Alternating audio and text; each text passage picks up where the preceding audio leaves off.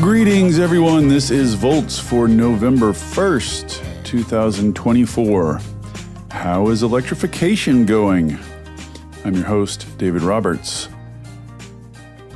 Earlier this month, I attended the annual conference put on by Mountain Towns 2030, which brings together leaders from small western towns and ski hills to discuss how they can collaborate to advance their shared climate goals.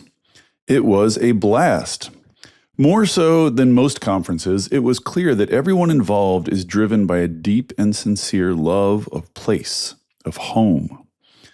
And with that love of place, along with all the limitations and restrictions that come with being a small place in a large landscape, comes a certain pragmatism and creativity that are, in our hyper-ideological times, incredibly refreshing. The culmination of the conference was a conversation between me and Ari Matusiak, the co-founder and head of Rewiring America. We discussed the progress of electrification so far, how IRA is working, and what his organization plans to do with the $2 billion, yes, billion with a B, dollar grant it received from the feds. So much exciting stuff on the horizon. Enjoy.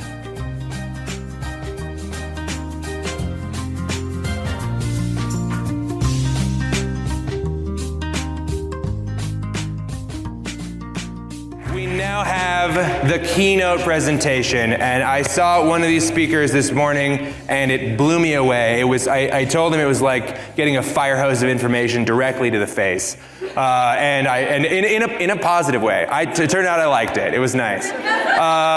But you guys are about to experience the raddest talk, I'm going to say it, of the whole conference. I don't know. We'll see. Give it up big for David Roberts and Ari Matusiak.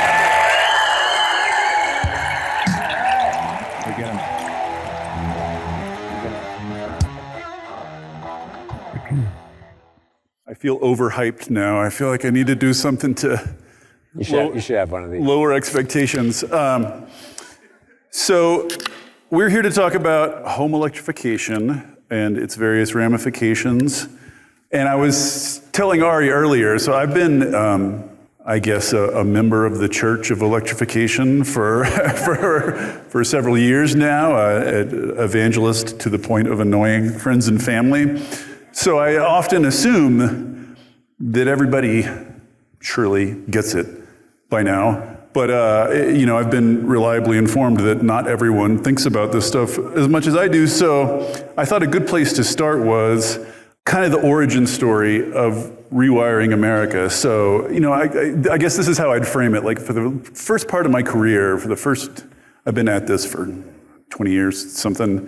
For the first long part of my career, part of the problem with climate change was like the solutions were big, far away policy, distant about power plants, about the federal government. And then when individuals wanted to contribute, they heard, turn off your lights, buy a hemp tote bag, which everybody rightly recognized as absurd and futile in the face of, which left, I think, individuals very frustrated. But I feel like a lot of what's happened since then, especially in the last 10 years, especially in the last 5 years, is that middle area has filled in. So there are ways now for individuals to tap into meaningful changes, for individuals to do something that is larger than tote bags. And so this is all by way of framing sort of Saul Griffith, co-founder of Rewiring America, the smartest guy you've ever met, largest beard probably you've ever seen. He had kind of this original insight that gave birth to Rewiring America about electrification and the demand side. So maybe just start there. Like, why do we care about electrification? Yeah, well, it's wonderful being here with you and doing this together in our living room without anybody else here. So it's really good. So when you take a poll in the United States of people who are concerned about climate, you typically get a number that looks like 60 to 70% of Americans are concerned about their climate future and where we're heading. If you then ask those people what they should do, the number one thing people say is not actually a hemp tote bag. The number one thing people say is that they should recycle. Oh God, worse. And the number two thing that people say is that they should stop eating meat. I guess. But here's the insight that Saul really unlocked, and it started with a grant that he received from the Department of Energy in 2016, where he took what is a Department of Energy diagram called a Sankey diagram that maps all of the sources of energy in the US economy and ties it to their uses. And the uses are things like transportation, industrial, commercial, residential. And instead he said, well, we're gonna map it down to 0.1% granularity because Saul has a very big... Magnificent spaghetti diagram should be framed. And he turned it into a shower curtain at one point and thought it was gonna be a big seller. It wasn't. But in that mapping, what the core discovery was that 42% of energy-related emissions in the US economy are tied to about 5 kitchen table decisions that we all basically make. What kind of cars we drive, how we heat the air and water in our homes, how we cook our food, how we dry our clothes, and how we power those things. 42% of energy-related emissions in the US economy is quite a lot, and it really redounds ultimately to a very small handful of decisions, which means that the number 1 through 5 things that you can do sum up to your share of 42% of energy-related emissions. That's a huge amount. And so the conversation historically in climate has oriented itself kind of in 2 ways. One way has been basically separating the individual from the solution, as you were saying. And so it becomes a story of, well, we're all gonna have to adapt to our future, or someone is gonna come along and invent a technology that's gonna save us all from ourselves, but you're kind of not in the story. And the other way that it sort of gets organized is that it's all about sort of these big decisions on the supply side, basically. Right. And what the key insight here was that if you flip it around to the demand side and start talking about all of these machines, it ends up being 1 billion machines across 129 million households that need to be electrified over the next couple of decades, but they really only need to happen 1 decision at a time. And that's the kind of core of the idea. Yeah, so Saul's whole thing is we can hit our climate, we can hit our targets if every replacement of every one of those billion machines is an electric alternative from now on, which is rather ambitious. So one of the sort of happy historical accidents in all this, I feel like, was, Saul and you were developing this idea, talking it through, just as Joe Biden wins, just as there's a special election in Georgia, which gives Democrats a narrow majority. So then Democrats start thinking, what are we going to do on climate? We need to do something on climate. And then sort of, Saul and the whole electrification thing finds its way into the halls of power somehow. I mean, the way Saul puts it is the IRA, Inflation Reduction Act, it's a dumb name. The IRA is the first climate legislation he's aware of that was written by engineers rather than lawyers, is the way he puts it. So talk about a little bit how the IRA was shaped by this insight and what is the result in the IRA? Well, the Inflation Reduction Act was shaped by lots of people for honestly decades, right? In the sense of laying the groundwork to take advantage of that moment. And it really is this incredibly historic and sort of underappreciated, I think, even to this day, how big a deal that thing was. It also died several times in the process. Yes, I cried. I remember quite well. Yes, I cried precisely 3 times during the process of the inflation. Because twice when it was dead, and once when it passed. Yeah. So, I remember my wife saying, the world is ending. I thought the world ended already. And I was like, no, it ended again. Yeah, it ended again. Yeah, it's Merry Christmas. That was one of the times. So I think the thing that I would just say about the Inflation Reduction Act is It has a lot of different levers and incentives that are designed to shift the market.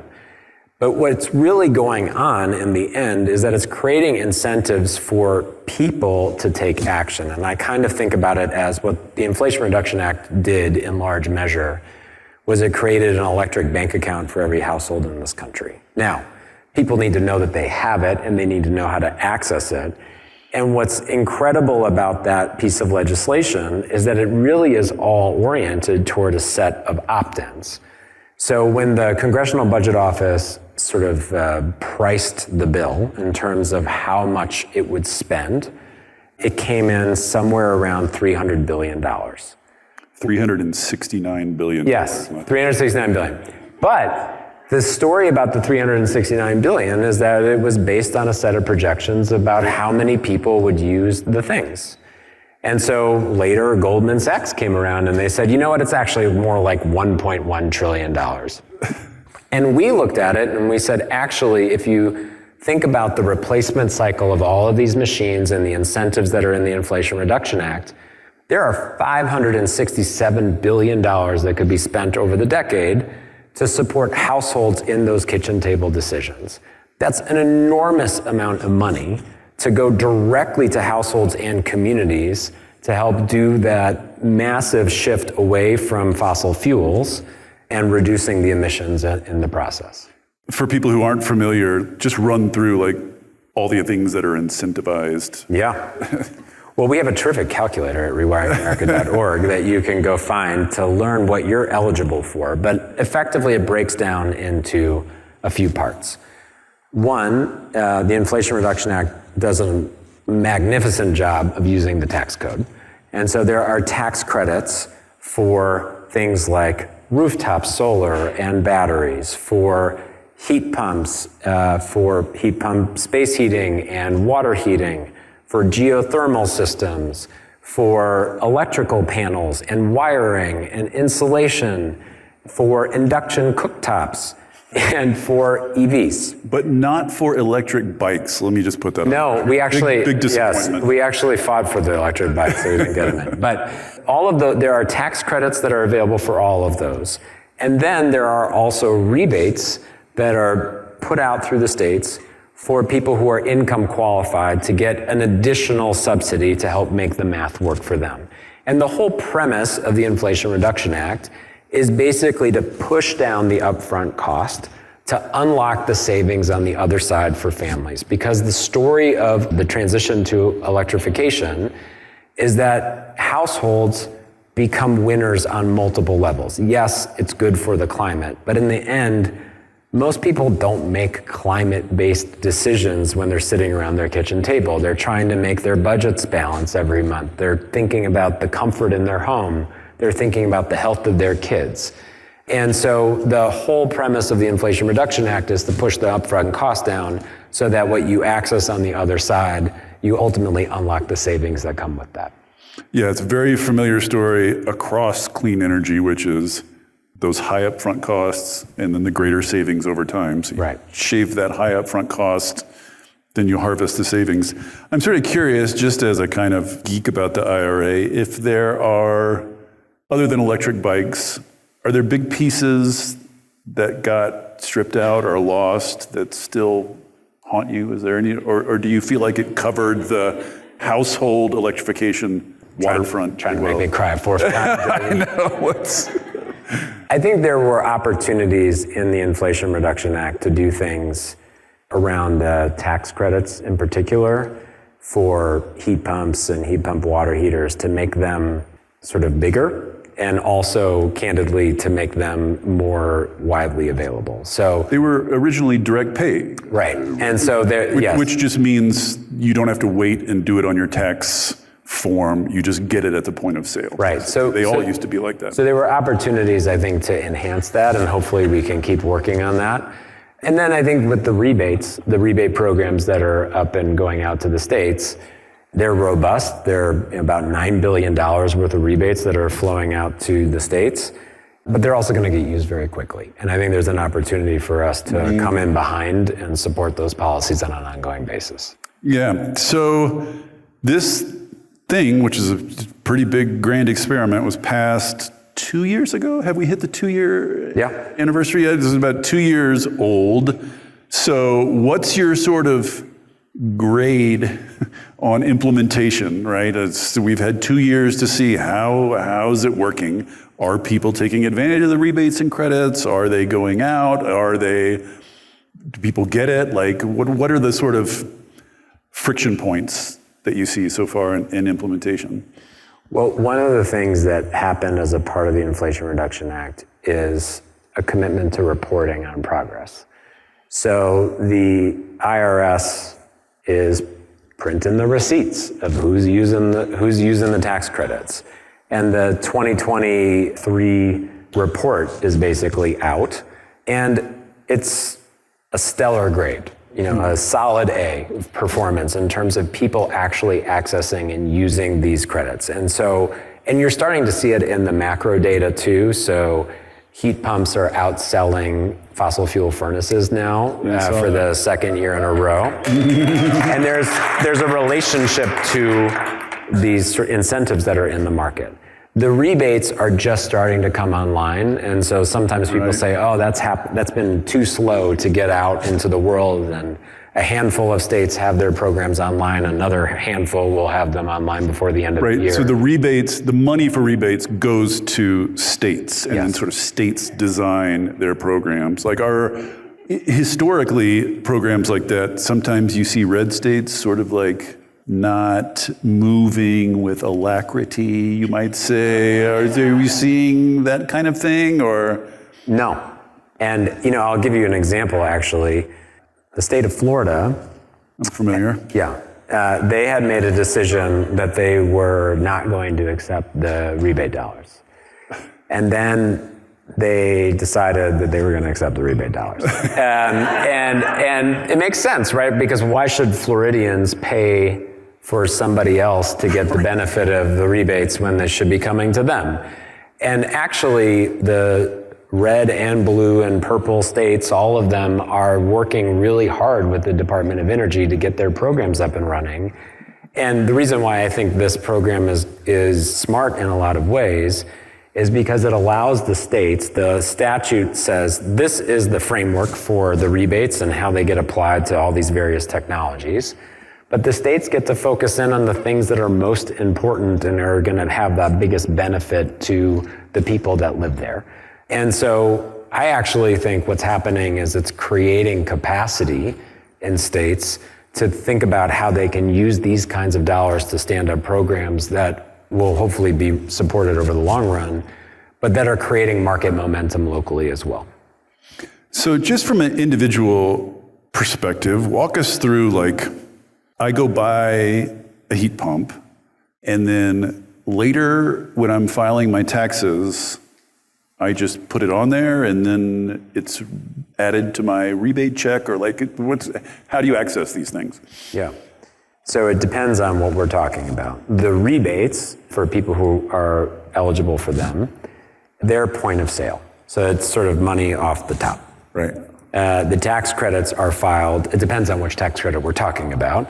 If you're getting rooftop solar or battery storage or an EV, it's basically off the top. If you're getting something like a heat pump and you're using a tax credit, then you're going to file that and get the credit later. But sort of like the totality of this is that, and this is one of the reasons why we created the calculator actually, is that it's very hard for someone to figure out what they are eligible for, how they should access it. And keep in mind that it's not just federal monies, although those are obviously quite significant, but states and localities and utilities have programs too. And so I met this gentleman in Colorado a couple of months ago, and because we had, as part of what we're doing with this calculator, is we're bundling all of those incentives so that you can find out all the things that you're eligible for and make it easy. And this gentleman had a piece of paper because he wanted to electrify his house for his own benefit, but also to pass on to his kids. And it was unbelievably complicated. And what he said was he had taken 2 hours to figure out what he qualified for. And so this is the thing that we need to solve to make it easy for people to navigate. Right. In some sense, it's a good problem to have because, like, Colorado is heaping incentives upon incentives. Like, I don't know what the total EV. Like, I think if you buy an EV in Colorado, and there's like $14,000 off or something like that, or something ridiculous. So yeah, this brings me to my next question. Like, an analogy you've made before, and I've talked about before, is when they passed Obamacare, there was money in there for what are called navigators, which are just people to go to communities and say, here's what the law did, here's what you can now access, here's how it works. Just evangelists and explainers of what just happened. IRA has none of that, which is, if there was one real critique I would personally offer of IRA, is just like so much work and so much money and so little hype, so little telling of the story. So you guys are trying to kind of play that role. So talk a little bit about how you're doing that. Yeah. So the way we think about this is that if it's a kitchen table solution, right, these 5 things that people make decisions about, we ultimately have to make it work for you at your kitchen table. And that means it has to be affordable, it has to be desirable, and it has to be better as an experience. And I have yet to meet, maybe you can break the pattern, but I've yet to meet anybody who has said, I can't wait for the new model of the water heater to come out because I'm totally upgrading next year. Like, that's not a thing that people do, I don't think. And so these are not sort of choices that consumers know a ton about. They don't think a lot about them, and they don't feel empowered around them. And so when the time comes, because your furnace conked out or your shower is cold. Yeah, do we know, like, percentage-wise how many of these replacement decisions are made under duress because the machine broke? Yeah, it depends, but it's a significant percentage. It's, easily sort of half or more. And that's, that creates a dynamic where now, if you are a household and the goal from a climate perspective is to transition to this better electric future, and you're running into a status quo that reproduces a fossil fuel outcome, it's very hard to break that cycle. And so the way that we think about this is that we have to create sort of an alternative path for households. So one step of that was to create incentives that push the cost down, and that's the Inflation Reduction Act and a bunch of work that we and other organizations do in states around the country. But it is, in addition, sort of making the process sort of simple. So we have invested quite a lot of resources into building an amazing team of software product engineers who are designing tools so that you can sort of know what is right for you. And that's important because if you are empowered to sort of understand what the right answer is for your home, what incentives you qualify for, and it can be connected to a contractor that can do that work, it takes a lot of the kind of uncertainty and the complication out of the process. We are also, to the point of the navigators, we are standing up a program that is doing exactly that, to be kind of like the right hand to someone and help them sort of navigate the process. And what's actually like pretty amazing about this is that it taps into a desire from so many people to participate in supporting the transition. So we start off with this electric coaches program. It's actually like it's like 9 hours of classes that I went through, and I like scratched my way. I barely passed. But can't pass. Yeah. So it was important to go through it. But we've had almost 1,000 people just raise their hands and say they want to be a part of it. And they want to be a part of it because they want to be helpful in their communities to help, households kind of figure out what the path is. A lot of these people are retirees or former engineers, or they are people who just have a passion for this stuff and went through the process themselves. And so the goal is to effectively put the resources around the household so that they have a trusted pathway to go through that makes it easy for them. So theoretically, anyone here could go take the course, become an expert in home electrification and then spread the news in their communities. Yes. So you're empowering peer-to-peer, basically, peer-to-peer navigators. I wanted to ask about, there's been some backlash from some quarters about, you've probably heard it all about contractors don't know what they're doing, aren't familiar with this stuff. So even if you sort of do the calculator and you know what you want, you often end up arguing with your contractor, and most ordinary people don't want to argue with their contractor, and contractors doing sort of shoddy installations because they're not familiar with it, and then the thing doesn't perform the way it was advertised, and then you're risking backlash basically to the whole program if people find their expectations disappointed. Is that, there's going to be backlash and kvetching about literally anything that happens in the world, but do you think that that's meaningful? Like, do you worry about backlash? Hey there, everybody. Don't worry, I'm not going to tell you about a new mattress or push a credit card on you. This isn't an ad. There are no ads on Volts. It is supported entirely by listeners like you. If you'll indulge me for a second, I'd like to ask for your support. I started Volts because we're all surrounded by depressing news about climate change and misinformation about clean energy, and it's never been more important to share the stories of the real people on the ground doing the real work of transition, and all the ingenuity and courage and public spirit they are bringing to it.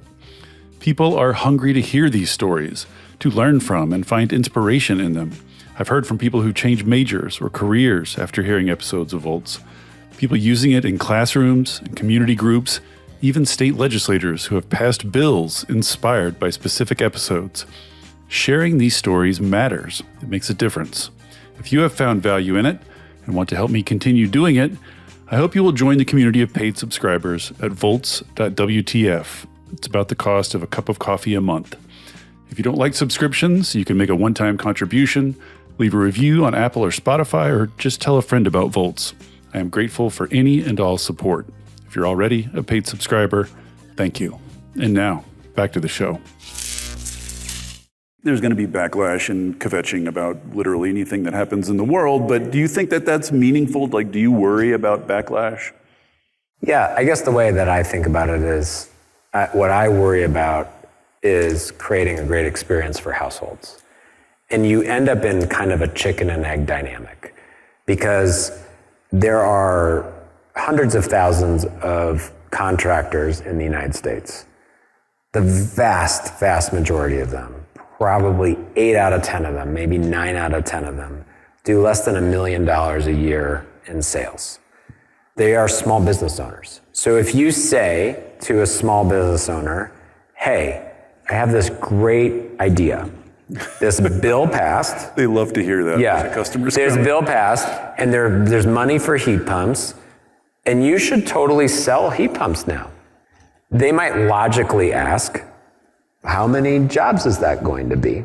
And if you say, well, I don't know, but it's going to be great, they might not take you up on the trade, right? They might say, well, I don't know, that seems risky.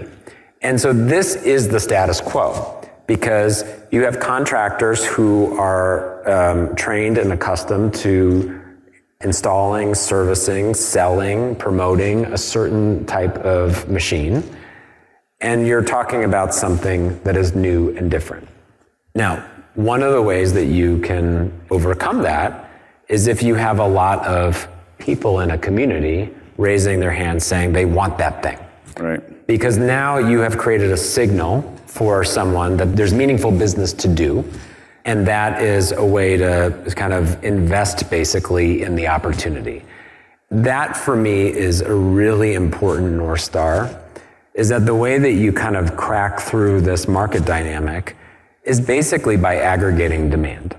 And if you aggregate demand in local places, and it's relevant to this conversation, because there's no such thing as a national market for HVAC, it's happening within the drive time of a contractor in their van. And so if you can solve for the number of people raising their hands saying, I actually want to go in this direction, then you have created actually the beginnings of a virtuous cycle where contractors are going to service that opportunity, where people are getting the better thing, they're talking to their friends and neighbors, and it becomes a bit of a story that catches. Are you doing any similar sort of training program for contractors? Are you working directly with contractors to sort of train them up and familiarize them with this stuff? We are starting we call it rewiring communities, and we're starting with this sort of place-based approach. And as a part of that, what we are doing is we're working with manufacturers and ultimately identifying contractors to be a part of that program. I want to set some context for this because this is what I'm most excited to talk about. So I just want everyone to know, I can't even talk about it without laughing. So earlier this year, you might have followed that there were these greenhouse gas reduction fund, a big chunk of money in IRA for the greenhouse gas reduction fund, which basically would direct grants to organizations in states and localities who have ideas about how to reduce greenhouse gases. There was a long application process, a long assessment process, and Rewiring America received a $2 billion with a B grant from the Greenhouse Gas Reduction Fund, which means like we're no longer talking about like come to our website. You know, it's not just a website anymore. We're talking about big money. You still should go to the website. Yeah. Big money, big plans, actual like scale stuff. So that's the background for this sort of localized, local focused program. So just like walk through, you know, you've picked a few communities to start with, walk through the process of what are you doing with that community? Like what are the steps? Yeah. So it starts again with figuring out what's going to work for the household. And the way that we are thinking about this is starting with a solution for, let's say, for heat pumps. So someone can get the benefit of this better electric machine that's a magical device that heats and cools your home all at once. But super complicated to figure out. There are these incentives that are already there through the Inflation Reduction Act. What we're doing is we're saying, okay, we're going to offer a solution that is a standardized solution for this heat pump in your home. And we have gone out as a part of this to manufacturers and have said, we are going to do this in communities, and we would love for you to participate for this solution. We're going to buy in bulk. We're going to bundle them all up. And so in order for you to participate as a manufacturer, because we need a partner, but we're going to be delivering all of these jobs, then the trade there is to give us a discounted sort of price. Right. And what you start to realize is that in the story of aggregating demand, you're saying, okay, we're going to create a common heat pump solution pathway for households. We're going to standardize the equipment package that is going into that home. We're going to leverage the Inflation Reduction Act rebates and incentives that are already available in the market. There is carbon in these homes that if we can bundle up that carbon and sell it to a corporation that is looking for offsets, that creates a further subsidy to the household. All of those things push down the price. And what is left is an amount that the household can either pay directly, but it's a low price compared to the value, and it unlocks the savings on the other side. Or they can finance that through us, and we use the money from the EPA through this Greenhouse Gas Reduction Fund to subsidize the cost of that so that it is a low interest rate. The whole premise of this is to bundle up as many households as we can in a place in order to create the market momentum. And that story is we have to, we're kind of going to crawl before we run here. So the goal next year is to do several hundred households, not, several 100,000. But once we can solve pulling all those pieces together. And the contractor piece too, don't you? And the contractor piece. You're going to find good contractors. And finding the good contractor and saying to the contractor, look, the opportunity here is to do lots of jobs. And delivering those, by the way, off-peak season, so they're when they're not busy and could use the work as opposed to when they're super busy and don't have time for it. This is all kind of part of the vision that we've had since the beginning with Rewiring, is that You need the policy signal and to shift the story about where we're going. But ultimately, the policy is not self-executing because households are making decisions every single day at their kitchen tables. And if we can make that decision easy to say yes to for that electric opportunity in future and deliver the value on the other side, then you start to move communities and you start to move the market overall.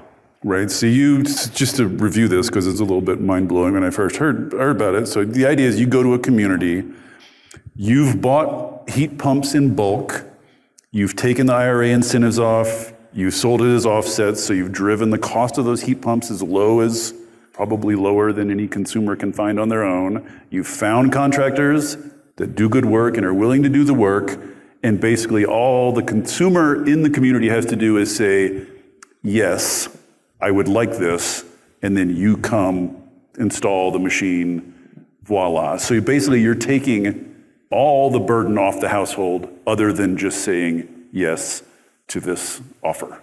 Yeah, just two things to kind of go into it in a bit more detail. We're not pre-buying all of the machines in bulk, but we will create a relationship and a partnership with manufacturers where they are able to participate in the sort of demand that we're generating. And we're going to work with local partners to fulfill this. So you don't want me installing a heat pump in your house, and I won't be, but local partners and local contractors will be doing that work. And again, the orientation here is there is a massive amount of value in the transition to an electric future. And the value is hidden because it's super fragmented. Right. Because it's one decision at a time. And if we can break through that, when we break through that and show that it is right there and it is sort of organized in local communities and markets, not only is that a benefit to the household and to local contractors and to sort of other players in the community, it's valuable to the community itself. And it unlocks, frankly, a lot more resource that can be reinvested in the community, that can support the resiliency of the community. And that's really what our goal is. And so, like you said, you're going to walk before you run, you're going to test this out with communities, you're going to expand to other communities, but the vision, as I understand it, is in some maybe not too distant future that this will be effectively national and that any community will be able to take advantage of it. And I don't know how to wrap my head around $2 billion. Like, is $2 billion enough to take that national, or is it like seed money? Oh, I'm so glad you said seed money. It is seed money. That's exactly how we think about it. The $2 billion was awarded to this terrific coalition that we're a part of with Habitat for Humanity, United Way, two organizations called Enterprise and Local Initiative Support Corporation, which are the two of the largest multifamily affordable housing development arms in the country. And the $2 billion is a really amazing investment and opportunity, and it is nowhere near enough for what we need. But what the important thing that it does do is that it allows us to start to arrange the players around the table who are going to be able to unlock that value, and it allows us to invest in the infrastructure that we need to deliver this solution to households. And if you think about it ultimately, and this was really the goal of the Greenhouse Gas Reduction Fund, was to mobilize capital in the private market to bring it to these solutions. And again, if you just think it through in a really plain way, if a household is investing in something that is saving them money on their monthly bills, increasing the comfort of their home, it's also increasing the asset value of their home, and they're getting it for a very good value, they are a terrific credit to underwrite if you're a lender. They have more disposable income as a result, which is catalytic. And so the amount of money that can start to come in behind and support what is ultimately sort of a lot of people raising their hands and participating is where the real transformative effect is. And the last thing I'll say about that is it all comes back to it being a great value proposition for the household. Well, also like the manufacturers, it's good for the manufacturers, right. It's good for the contractors, it's good for the consumers. So presumably once it's up and running and that's demonstrated, money will come in. Exactly. Money will come in and start to support. And also the other part of the vision, which I also find interesting, is you're going to go beyond heat pumps eventually. Like eventually people in these communities will be able to check the box saying, I want a heat pump, or I want the heat pump plus the induction stove package, or I want the heat pump plus the induction stove plus the solar on the roof package. Or maybe they can just do one check mark and say, electrify the crap out of everything, like go for it package. That's the name of it. Yeah, that's which is the one I want. And all of which will be easy and running eventually on private capital. You're just sort of trying to catalyze this thing into existence. Just awesome. So we got about 10 minutes left. I promised we'd have some Q&A. I could talk to Ari forever, but I'd love to, where are those boxes, Raleigh? Oh yeah, we got the catch boxes. Who's got the green one? Oh my. I don't even know if this is a question or a statement, but No. Only questions allowed. I got We the do not mic. want I'll any say statements. whatever I want. I am an elected official. Is that how democracy works? Yeah, pretty much. Welcome to America, buddy. So we've done a lot of this stuff in our county, P.T. Wood, Chaffee County, Colorado, best place in America. We've adopted an electric preferred model where you have to wire for electricity, even if you put in gas, all that stuff. But we suffer extended outages consistently. And that makes it hard to sell, right? Half our county is in a co-op, the other half is in Excel. Yep. And Excel sucks. True fact. And I know my buddy from Excel may very well be here, but I've already told her that Excel sucks. She's great. Saying that. Co-ops suck too.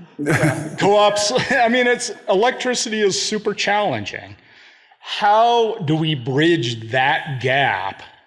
This is the number one thing, by the way, I hear from people when I go out and evangelize about induction cooktops, which I do with annoying frequency, is I want to be able to cook when my power's out, right? So the more you electrify, the more dependent you are on the grid, basically. And the grid, depending on where you are, is not super dependable. So how do you address that? I mean, maybe in some bright future, we'll all be in nested microgrids and we'll all be able to have local, self-reliance. But today, how do you think about that?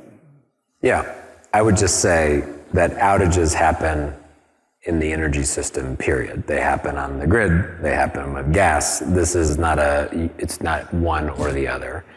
And the future state, as you said, like the shiny, happy path, and like to your question about how you bridge to the future, the zoom forward view is when everything is electrified, that is the most resilient solution that we have, because there are batteries in our cars that are backing up our homes that allow us to shave load when at peak times, which reduces intensity on the grid. Having thousands of controllable home loads presumably will help prevent. Exactly. So the way I kind of think about it is we need to start thinking about the household as part of our distributed energy infrastructure, not separated from it. Whoop, whoop. And so, but the concern today about what do I do for my family is a real one, and we can't sort of jump past that. And so the good news there is that the sort of trajectory in terms of where these machines are going is, so you mentioned induction cooktops, the future there is going to be that there's a battery in the stove. Yes, I was going to hype Impulse. Yes, we should hype Copper. Copper and Impulse. There are two now competing companies who are making induction cooktop stoves with embedded lithium-ion batteries, which A, will allow you to cook when the power's out, but B, will also allow surges of power greater than anything you can get from either a wall outlet or from gas. So it's just going to enable all sorts of like cooking stuff that you couldn't imagine before. Like a whole different pod, but like cool stuff. But I think basically the way I kind of think about this is every household is on their own path. And when you think about what you're doing as a local leader and elected official, this is where this idea of creating community, aggregating demand and creating sort of community momentum becomes really important and unlocking, because it allows you to start thinking about how the solutions can be bundled up in a way that provides the resilience and peace of mind to your constituents while also accelerating the transition. And that's kind of how I would think about that. Hello there. So my question is kind of about this awesome support that you guys are providing when a lot of us here are in those small communities that have those issues with contractors, and a lot of fears come up when people talk about the transition to a new economy, to new equipment. And it was really cool to hear that there's this large scale on the ground support coming to towns across the country. I'm curious how you think decision makers should consider that in implementing policy going forward, because a lot of times, we approach and they're like, oh my gosh, like this is scary. We don't have people that can install heat pumps. It's like, oh, in 5 years, maybe there's large programs that do that. Should we consider that going forwards? Yeah, and to add to that, is there a way communities can get in line for this, or like sign up, say we want to be one of your test beds or whatever? Yeah, we had, as part of the application to the EPA, we had 156 communities raise their hands. The goal is to have hundreds upon hundreds of communities raising their hands. And so this is the future that we very much want to be building toward. And I think so absolutely, if people want to be a part of what we're doing, and we would love to figure out a way to partner with you. Well, like a decision maker in a community, what is the practical, realistic timeline that they could expect support to show up? Yeah, I mean, our goal next year is to be in 4 places. And we are being real careful because it's important to, you're talking about something very intimate and precious, which is a family making a decision about what's right for them. And so we talk a lot at Rewiring about moving at the speed of trust. So that's a very important premise, and we have to be intentional and deliberate about that. That said, our view is that once we start to create the learnings and sort of figure out the model, it becomes repeatable much more quickly. And so we're really hoping within 3 years to be in dozens of communities around the country. And we're going to have to sort of live up to that and figure it out, but that's the exciting challenge that's in front of us. And when it comes to local decision makers in terms of how to kind of lay the groundwork for this transition and all the rest, I mean, first of all, we would love to learn from you about ideas that you have and how we can think about them and collaborate with you. But I would say a couple of things. I really do believe that this is ultimately a civic project. We are working with households and we are talking to them at their kitchen table, and it needs to work for them. But communities have such a powerful role to play. And I know we're running out of time, but I'll just share like a quick story and try to tie it back to your question. The first page of our application to the EPA was about a community in South Georgia called DeSoto. DeSoto is not a mountain town, but it is a town of 116 households in the rural South. And it is very far away from sort of like any metro area. And we went there and worked with the local elected official, the mayor, to have a town meeting and talk to the community about electrifying their homes. And ultimately, out of the 116 households, about 80 of them are going to electrify their homes through this effort. And what's really incredible about that is that it started with a woman who didn't have hot water, and last Christmas Eve, she got a heat pump water heater. And people in that town didn't believe that anything was gonna happen, and then Miss Carter got her heat pump water heater, and people said, well, if it works for Miss Carter, I'm like, maybe I'm interested in that too.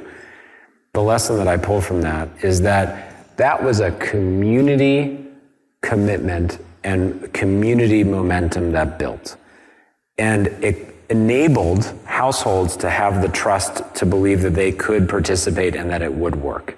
And so when I think about local decision makers, I think you all have an opportunity in these mountain communities to basically come together and leverage your strength. And your strength is the connectivity that you all have as communities, because you all know one another. You've been there for generations. There's a lot of change that you're also dealing with at the same time, but those are shared challenges and opportunities that you have. And that creates an opportunity to say, you know what, we want to create a shared commitment to move our communities forward. And when you do that, you actually have power, because you are combined. You are unlocking a value proposition for your individual constituents and neighbors and friends. But what you're doing as a part of that is you're uniting around that shared value proposition that allows you to move forward faster. That's what we're super excited about working with communities like these all around the country on. But I think it's also where the agency and empowerment is for the communities themselves. Well, we are beyond out of time. Thanks so much, Ari. Thanks. I look forward to seeing you shovel those $2 billion out the door. Subscribe to Volts. Give it up one more time for Ari Matusiak and David Roberts.